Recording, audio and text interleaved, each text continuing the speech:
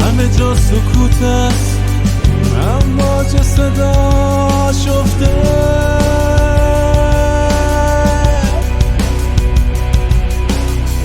تصویرها کده، عینک ها کده،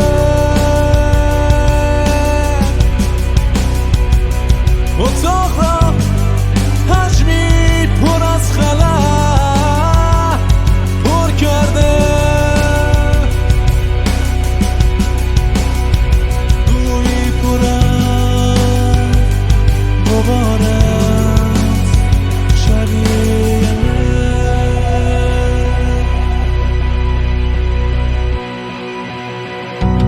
پرنده های اتاق با دهان بسته میخوانم، گویی جفت گوشای من گرفته،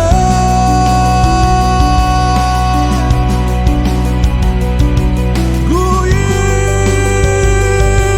جفت گوشای من گرفته.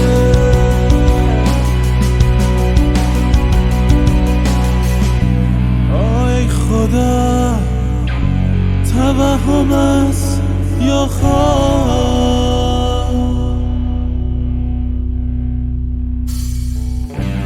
آی خدا، خیال است این فکر ناتمام؟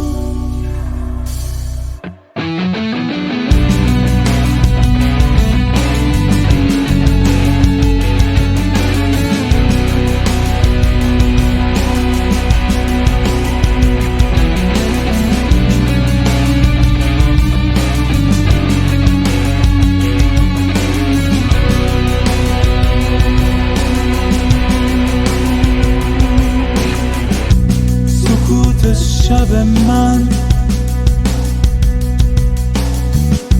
میان دو پنجره مانده، خیال من به فکر تو جا مانده، گویی جفت گوشای من گرفته،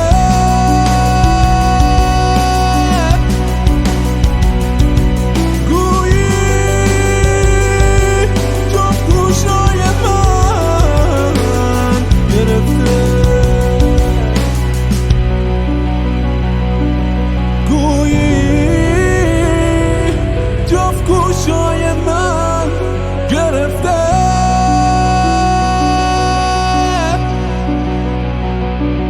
گویی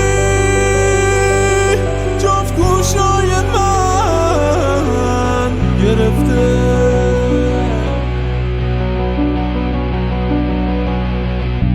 آی خدا، توهم است یا خواب؟